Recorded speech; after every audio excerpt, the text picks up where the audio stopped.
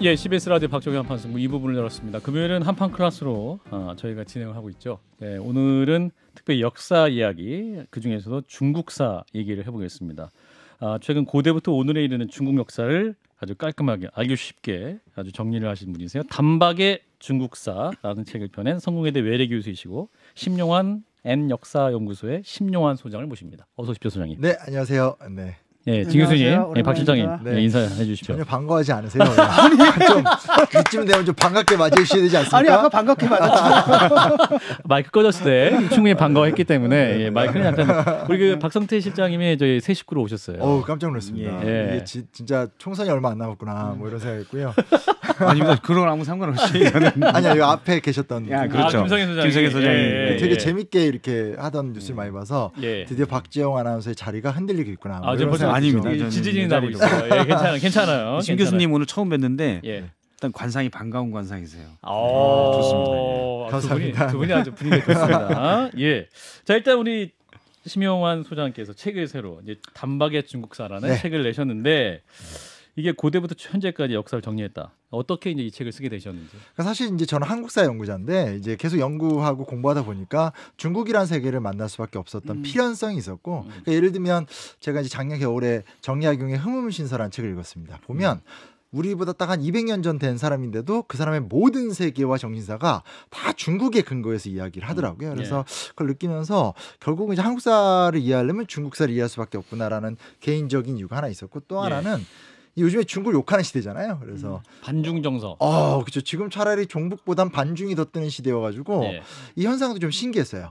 그래서 그런 부분에서 한번 좀 부딪히고 이 이야기를 좀 공론화시키는 게 조금은 사회 문제 해결에도 도움이 되지 않을까 그런 생각도 해봤습니다. 이제 서문에 중국을 다시 이해해야 할 때다 이렇게 말씀하셨는데 왜 그렇습니까 현재? 사실 중국하면 우리나라에서는 현재 소비되는 건 삼국지밖에 없거든요. 네. 중국 역사 관련해서. 그렇죠. 근데 삼국지가 실제로 보게 되면 중국 역사 수천 년사에 뭐 한 50년밖에 안 되는 기간이고 이게 물어보거든요. 셋 중에 누가 통일했어? 이러면 다들 뭐 조조가 통일했다, 유비가 통일했다 하지만 아무도 통일하지 못했잖아요. 북방민족 내려오면서 새로운 세계가 열렸는데 그만큼 뭐라 할 수 있을까요? 그러니까 오늘날 우리가 갖고 있는 중국에 대한 관심이나 걱정에 비해서 중국에 대한 어떤 객관적 고민들 뭐 이런 것들은 안 하고 그리고 예전에 이제 너무 옛날 얘기지만 뭐 이게 어떤 연예인이 나 중국 이름으로 데뷔할 때 마오 어때? 뭐 이렇게 얘기했다가 난리가 났던 적이 있었는데 그때 우리나라에선 그거 왜 그래? 이렇게 하면서 반응이 나왔지만 반대로 이야기하면 이제 중국의 어떤 연예인이 우리나라 데뷔하면서 난 뭐 심구루 할래, 뭐 김승만이로 할래, 뭐 이렇게 얘기했으면 아마 우리나라에서도 쉽게 반응하지 않았을 거거든요. 그 정도의 저는 인식 격차가 좀 있다고 생각이 돼서요. 그래요. 그래서 우리가 중국이라고 느끼는 건 실체인가 감정일까 이렇게 질문을 던지셨는데, 그러니까 그런 부분에서 어떻게 보면 저보다 이제 선배 세대들한테는 훨씬 더 이제 중국이 조금은 더 다가오는 실체의 역할을 많이 했다라면 저희 세대나 저희 이하의 세대들한테는 그냥 좀 혐오의 대상, 솔직히 말해서. 그리고 뭔가 일단은 좀 부정적으로 봐야 되는 대상. 적어도 그런 여론이 좀 지금의 중국 담론을 이렇게 좀 주도하고 있고 그런 건 좀 사실이니까 좋은 건 아니잖아요. 그래서 그런 얘기를 좀 한번 좀 진지하게 좀 해보고 싶어서 얘기를 꺼내봤습니다. 그렇군요. 그래서 이게 중국을 한 번에 다 이해할 수 있는 10가지 키워드로 정리를 해주셨어요. 이거 네. 얼마나 걸리셨어요? 이거 책, 그 요즘 예능도 많이 나오시던데 이거 언제 했다는 거야? 점점 예능화가 되네. 그러니까 스타 진중권 작가님 빈자리를 제가 이제 채우면서 한 세대 교체가 되는 거 아니겠습니까? 이야, 그 자리를 본인은 간 것이다. 끝나고 마실 것 같습니다. 이거 한 3년 정도 걸렸고요. 3년 걸린 책이에요. 공부는 훨씬 더 오래 했죠. 공부는 뭐 그렇군요. 훨씬 6, 7년 이상 준비했고요. 야. 아무래도 이제 좀 잘 하고 싶었고 근데 그 사이에 사람들의 어떤 중국에 대한 감정 때마침 지금 뭐 또 대만, 타이완 것도 있고 가장 인상적인 건 몇 년 전에 번역이 됐는데 도해 타이완사라고 이제 타이베이의 그 교수들이 쓴 책인데 깜짝 놀랐어요. 그러니까 우리나라로 말하면 국립대 교수들이 모여서 쓴 책인데 우리는 중국인이 아니라 타이완인이다. 이게 그 책의 논지예요. 그래서 야 이렇게 이야기를 할 수 있나? 그러니까 이게 이제 우리나라의 문제도 있지만 또 중국 내에서도 보통 문제는 아니구나. 좀 이런 생각이 들어서 준비는 좀 오래 했죠. 그래서 저는 굉장히 바쁘신 분이고 저희 방송도 꽤 오래 한 세나 번째 나오셨기 때문에 저는 방송 바쁘신 와중에 책도 굉장히 굵어요. 보시면 알겠지만 그래서 이거 와 대단하신 분이다. 그래서 어떻게 팔아야 될지 고민입니다. 그렇군요. 요즘 사람들이 책을 너무 안 사봐요. 두꺼워요. 예. 자 이제 고대부터 신해혁명까지 현대사까지 짚어주셨는데 이제 그러면 이 책을 좀 어떤 부분을 중점으로 이렇게 바라봐야 한다라고. 뭐 여러 가지 얘기를 하긴 했는데 예. 제일 처음에 조금 자세히 설명을 하고 싶었던 것 중에 예. 하나는 이제 뭐 두 가지 살짝 말씀드리면 예. 하나는 이제 춘추전국 시대인 것 같아요. 그러니까 워낙 오늘날 우리가 중국하면 자꾸 시진핑 뭐 반중으로 가지만 어찌됐건 간에 기원전 6세기를 기준으로 봤었을 때 전 세계에서 이렇게 중요한 지적 혁명이 일어나잖아요. 근데 그 중에 이제 이 제자백가라는 중요한 좀 변화가 있었고 예. 그 제자백가는 예를 들어서 뭐 좀 단순화하는 표현이지만 소크라테스나 서양 사람들이 좀 논리적이고 사변적 철학을 갖다라면 혹은 부처나 이런 사람들이 좀 정신적이고 철학적 세계를 갖다라면 이 사람들이 이제 경세론자들이잖아요. 유교적인 길이 됐든 뭐 노자와 장자의 길이 됐든 아니면 뭐 또 묵가의 길이 됐든 간에 중요한 건 경세론. 어떻게 하면 난세를 극복할 수 있는 방법은 무엇인가. 이런 부분이 지금 다시 보더라도 굉장히 좀 많은 질문을 좀 할 수 있을 것 같고 그 당시에 승리했던 세력은 결국은 법가죠. 단기적으로는 가장 효율적이고 가장 현실적이고 그래서 제국을 만들었지만 사실 그 이후에 법가는 완전 사라지잖아요. 그리고 결국은 어떤 그 전통과 질서나 윤리를 이야기했던 뭐 유교가 살아남고 그 유교를 계속 잽을 때리면서 그렇다고 주류가 되지는 못하는 어떤 그래서 어떤 정신적인 도교, 뭐 민중문화의 도교 이런 이야기들을 다시 좀 이야기를 진지하게 해보는 게 중요하다는 생각을 하나 했고요. 예. 또 하나 이제 우리나라에서 되게 흥미로운 게 뭐냐면 우리나라가 아니라 중국에서 흥미로운 게 요즘에 중국에서 가장 띄우는 중국의 황제가 누군지 아세요? 중국 사람들이 그러니까 중국 사람들이 아니라 중국의 국가가 띄우는 황제. 이게 놀랍게도 진시황입니다. 진시황. 네. 그래서 되게 신기해요. 왜냐하면 그 중국의 모든 사설을 보면 다 이렇게 폭군편에 나오거든요. 그러니까 절대 그 좋은 편에 나오는 분이 아닌데 지금은 뭐라고 이 사람은 어떻게 띄우냐면 다원적 통일 체제를 만들었다. 그러니까 하나의 중국이지만 여러 이 소수를 통합하는 체제를 만들었다고 하면서 약간의 현대 중국의 원형처럼 이제 진시황을 설계하고 진시황이 지금 시진핑이랑 비슷하다. 거기선 제가 발언을 조심해야 될 것 같습니다. 저 책이 또 중국으로 팔려나가면 제가 또 근데 여튼 저의 발언인 거죠. 근데 그러면서 또 하나 뭐냐면 진시황은 이제 완전히 이루지 예. 못했으니까 예. 한 무제가 그거를 공고하게 만들었다. 뭐 이런 식으로 이제 좀 정치적인 도그마를 많이 만들고 있습니다. 근데 제가 좀 얘기하고 싶었던 게 뭐냐면 예. 한국 사람들이 진시황이나 한무제는 좀 많이 아는 편인데 사실은 중국의 전통적인 이 사상에서 그 역사서에는 한 무제 전에 한 문제나 한 경제를 굉장히 높이 봐요. 예. 그걸 문경지치라고 그래서 이 문제와 경제가 이상사회였다. 근데 이게 오늘날로 좀 단순화시키면 문제와 경제 시대는 좀 약간 뭐라 하죠? 이렇게 그 국가의 소극적 개입 그리고 아주 국가와 검소하고 진정성 있게 하지만 최대한 이렇게 좀 백성을 위한 통치를 펼치되 간섭은 안 하는.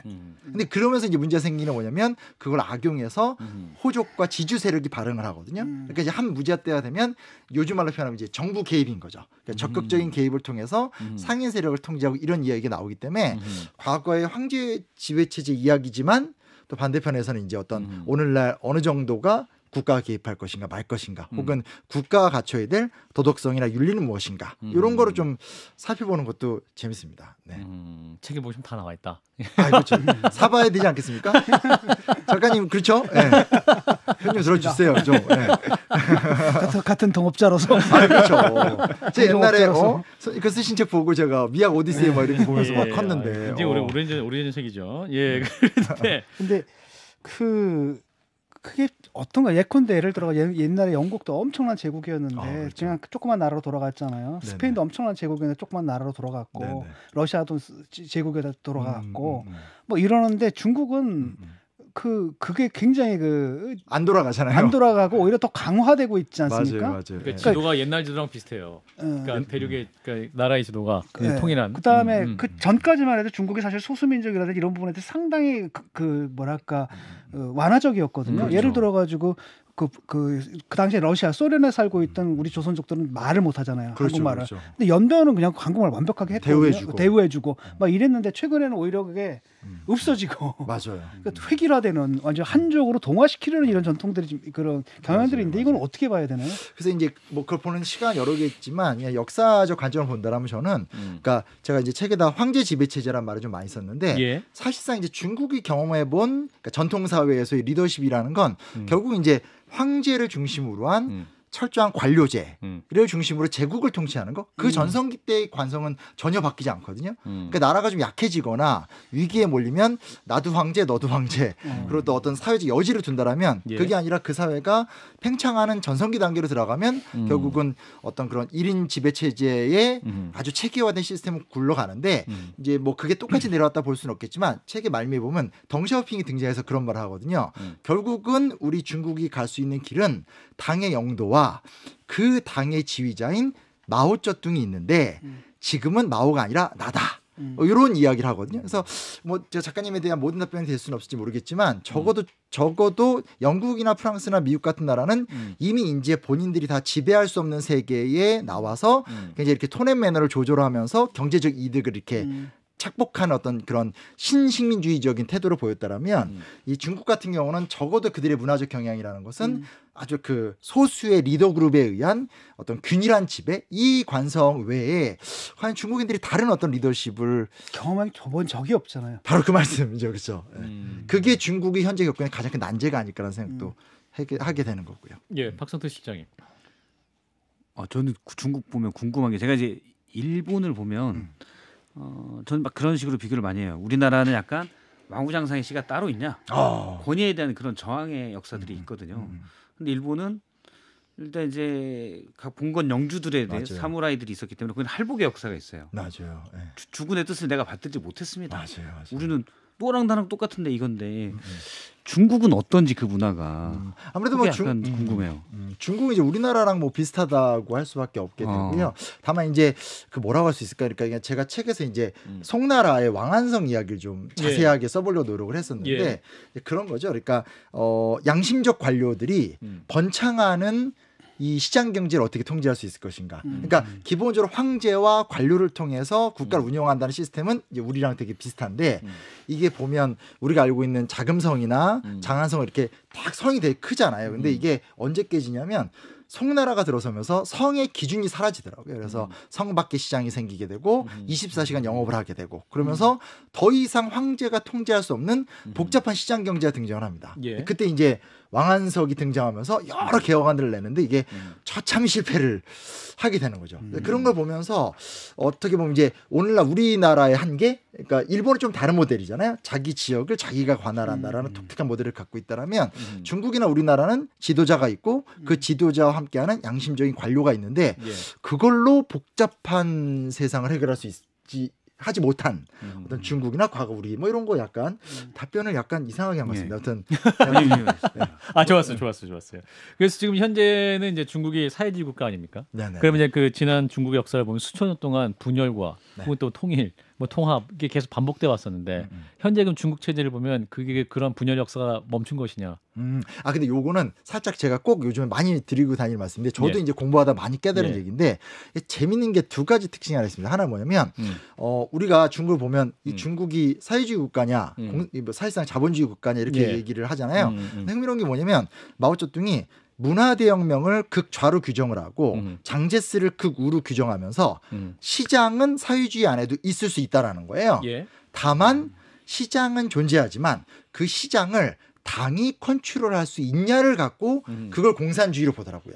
이게 좀 중요한 부분인 거죠. 그러니까 중국이 왜 지금 시장 경제를 다 받아들이고 하는데 저희 공산주의 국가가 맞냐라고 하지만 옳든 그르든 혹은 이제 서구적인 기준에서의 공산주의와 상관없이 적어도 현재 중국의 정통파 제가 갑자기 공산당원이 된 것 같습니다. 그 입장에서는 당이 자본가들을 컨트롤할 수 있다면 내가 마음만 먹으면 마윈이든 누구든 다 날려버릴 수 있는 단계가 되면 우린 희망이 있다. 요 하나가 있다는 좀 그게 중국 공산당의 특징이라는 거 하나 기억해 주시고요. 또 하나는 뭐냐면 중국은 민족주의가 강하다는 거. 많이 놓치는 건데 순원의 후계자가 장제스라고 생각하지만 순원의 와이프였던 숭칭링은 장제스를 따라가지 않고 중국 공산당에 들어가거든요. 그래서 부주석도 역임하고 그러잖아요. 그러다 보니까 실제로 마오쩌둥이나 중화인민공화국 당원들도 굉장히 민족주의자들이에요.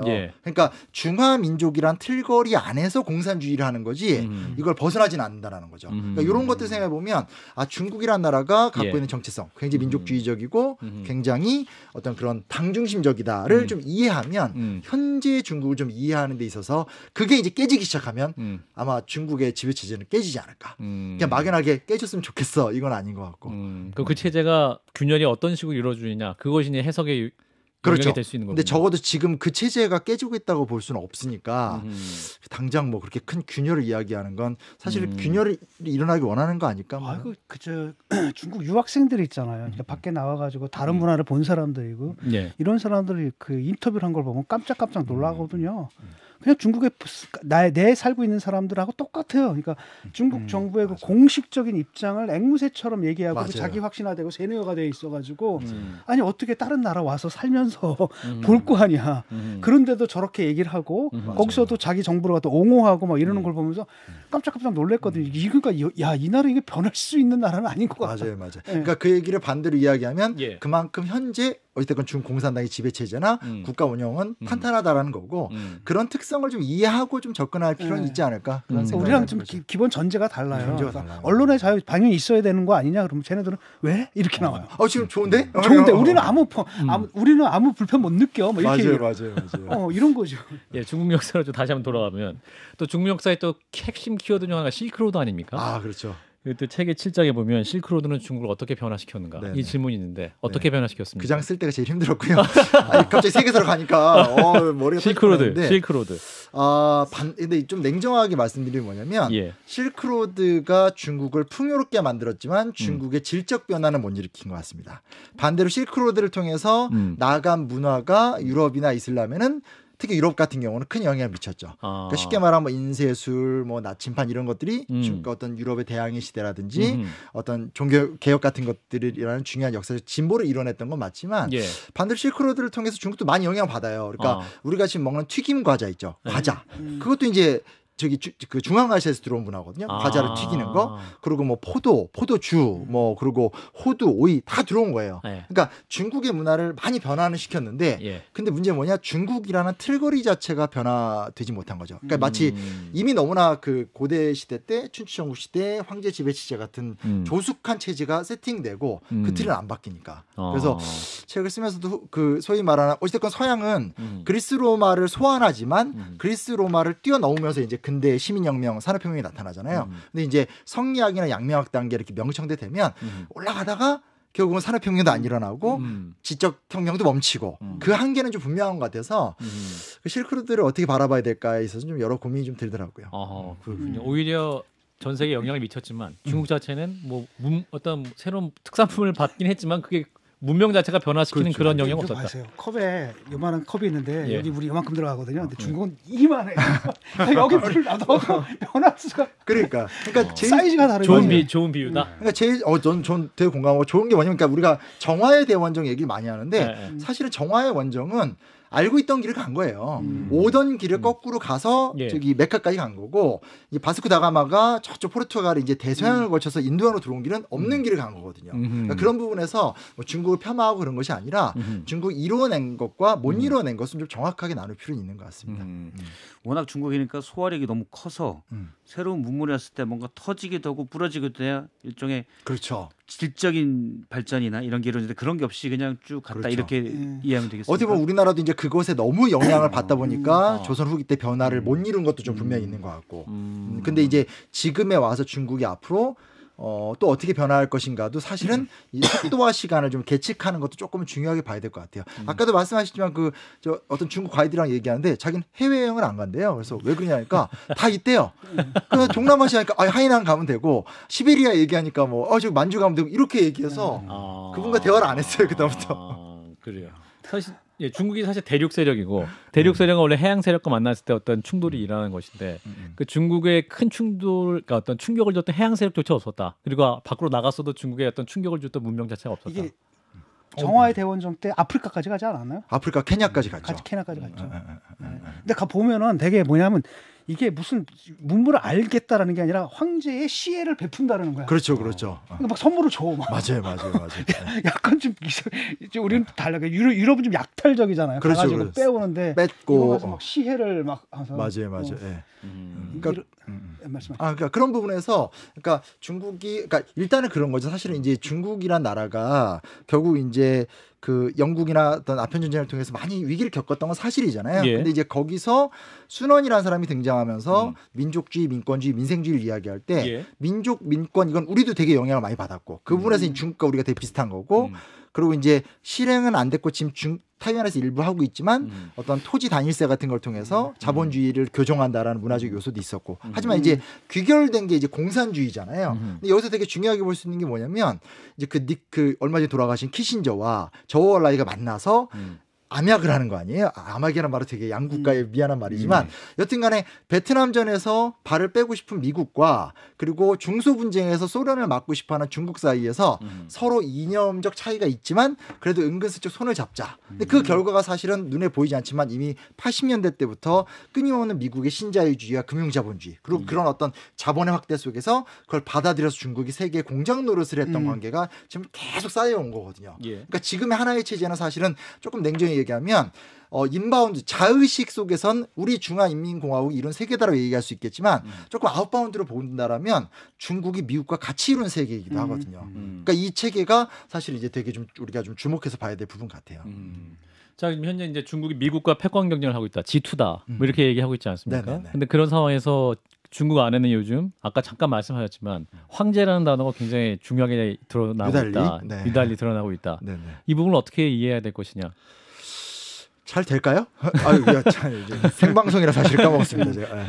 그러니까 그게 저는 되게 좀 중요한 부분 같아요. 그러니까 그 우리나라도 마찬가지인 것 같거든요. 그러니까 우리나라도 한 독단적 리더십에 의해서 잘 되던 때가 있었다고 생각합니다. 많은 한계가 있기 때문에 요즘에는 뭐 어디 가서 얘기하면 박정희 대통령은 진보 보수할 거 없이 거의 무슨 막 한국의 리더 이렇게 좀 훌륭한 전사처럼 돼버렸는데 여튼간에 잘이 됐든 못됐든 소수의 지도자가 사회를 바꾸고 이끌어가는 기간이 있었죠. 근데 그게 통용되는 기간은 전 정해져 있다고 생각합니다. 그러니까 마오가 장제스를 몰아내고 스탈린의 지원 없이 나라를 세울 때, 그리고 이제 덩샤오핑이 개혁 개방을 할 때. 근데 지금 과연 이 복잡성과 불확실성의 시대 속에서 가능할까? 근데 그런 부분에서는 중세 때 중국이 정신적 빈곤에 시달렸듯이 지금도 결국 중국이 계속 장기 지속화가 되려면 뭐 체제가 어떻게 되고는 제가 잘 모르겠지만 적어도 새로운 정신에 대한 개방성 속에서 재조직하는 과정이 있지 않으면 예상치 못한 굉장한 뭐 몰락 혹은 위기도 오지 않을까 뭐 그런 생각을 하죠. 자본주의 보편성 같은 게 있어서 우리가 그렇게 얘기했잖아요. 사실 우리도 소득 5,000불까지는 민주주의고 뭐고 이거 신경 결을. 그렇죠. 근데 5,000불 이상 넘어가게 되면 사람들은 다른 욕망을 갖게 맞아요. 되고 그다음 민주화 시기가 터져나오고 중국도 그 길을 가게 될지 않을까라는 기대도 있었는데 10,000불 넘어도 더 그 의식에서는 어떤 의미에서는 더 후퇴하는 것 같거든요. 민주적 관점에서는. 그런 부분에서 어찌됐건 아까 말씀드린 당의 통제나 민족주의랑 후진타오 때부터 사실은 민족과 중화민족을 엄청 얘기했거든요. 그리고 지금도 공자의 사상과 거의 상관없는 공자 뭐 이런 지원들 되게 많이 하는데 이게 얼만큼 유지가 될지 혹은 이게 미중 갈등 걸 강화시키는 거 아닐지 이런 것도 좀 생각해봐야 될 것 같아요. 저는 10여 년 전에 이제 경제부 쪽 산업부 기자를 오래 했었는데 그때 이제 중국이 10%씩 막 엄청나게 성장을 했었거든요. 그러다 보니까 우리나라가 중국의 수출도 많아졌고 중국 비중이 커진 건데 당시에 이제 이렇게 된 거죠. 빈부격차가 이렇게 있어도 매년 10%를 성장하면 이렇게 같이 성장을 합니다. 그렇죠. 그러니까 남 부러울 게 없어요. 5년만 지나면 복리로 따지면 한 60% 내상월이 좋아지기 때문에 파레토 계산이라고. 그냥 서로 만족하거든요. 근데 성장률이 줄어들면 이게 이제 서로 불만이 가져요. 근데 지금 중국이 뭐 5% 미만이 성장할 거다. 제가 사실 회사 그만둔 뒤에 중국 여행을 잠깐 갔었는데 빈집들이 엄청 많습니다. 맞아요, 위성 맞아요. 도시에 그 부동산 열풍 지나가고 지금 이거 어디서 지은 거냐 홍다그룹이라고 그러더라고요. 근데 완공된 집이 몇백 채 거의 1,000채 넘게 쫙 비어 있더라고요. 그건 감당하기 힘든 부실이거든요. 그러면 성장률이 점점 나빠지면 그때는 지금 이제 불만들이 나올 텐데 그걸 사실 그런 게 이제 그런 거죠. 그건 사실 중국 문제인데 불만이 너무 나오면 혹시 시진핑이 그걸 가지고 외부로 돌리려고 하면 국제 정세가 더 불안해지고. 그렇죠. 그래서 지금 불안한 정세가 내일 대만 총통 선거가 있지 않습니까? 이제 그 요 질문하고 마무리할 건데 이제 그 선거 결과에 따라서 이제 중국이 어떻게 변할 것이냐, 또 우리는 그 가운데 어떠한 전략을 세워야 될 것이냐, 이 부분이 포인트인데. 그 이제 책의 말미에 나오는 건데 흥미로운 게 뭐냐면 장제스가 쫓겨났잖아요. 그리고 이제 그의 아들 장진거가 총통이 됐을 때 덩샤오핑이 이제 평화적인 발언을 막 합니다. 우리는 절대 무력으로 침략하지 않고 하나가 됐으면 좋겠다. 그거에 대한 장진거의 결단이 뭐냐면 타이완의 민주화. 같은 해 87년에 우리는 싸워서 민주화를 이뤘는데 거긴 장진거가 죽으면서 민주화를 허락해버리거든요. 그러면서 타이완의 민주화가 거꾸로 지금 이 소위 말하는 양안 관계를 해결하지 못하는 지렛대로 작용을 하고 있는 거죠. 그래서 그 다음에 정치가 어떻게 갈지 전 국제정에서는 잘 모르겠지만 하나 분명한 건 얘기를 하다 보면 중국 내부에 뭔가 이런 여러 가지 것들이 보이지만 반대로 이야기하면 뭐냐면 현대 중국을 이렇게 키운 미국이 그럼 미국은 지금 어떤 역동적인 정신적인 어떤 다양성을 누리면서 새로운 미래로 가느냐 그건 아닌 것 같거든요. 그래서 이 G2의 시대에 양쪽의 어떤 비전의 부재가 앞으로 이뤄낼 파상에 대해서 우리가 좀 냉정하게 대응을 좀 해야 되지 않을까. 그리고 뭐 전쟁이 일어날 것까지 생각이 들지는 않지만 여튼간에 지금의 모든 거의 정서들이 뭐 중국이 망했으면 좋겠어, 전쟁이 일어났으면 좋겠어, 위험해 이런 게 계속 누적되다 보면 우리한테도 굉장히 좀 안 좋은 일이 일어나지 않을까에 대한 우려감은 같이 있고 그리고 사실은 타이완을 절대 미국이 살려두려고 하진 않았습니다. 왜냐하면 타이완 장제스와 마오쩌둥을 계속 중지를 했기 때문에 포기하고 있었었는데 왜냐하면 하지 말라고 하는데도 계속 싸워서 쫓겨난 거거든요. 근데 문제 뭐냐면 6.25 전쟁이 딱 발발하게 되면서 미국 7함대를 이제 타이완 앞바다에 박아놓고 그때도 사실은 임시로 박아둔 건데 그 한국 전쟁이 교착화가 되면서 미국의 전략가 일부가 야 이거 타이완의 전략적 가치가 있다 하면서 사실은 그때부터 남한, 일본, 타이완, 필리핀, 오스트레일리아로 이어지는 선이 만들어진 거니까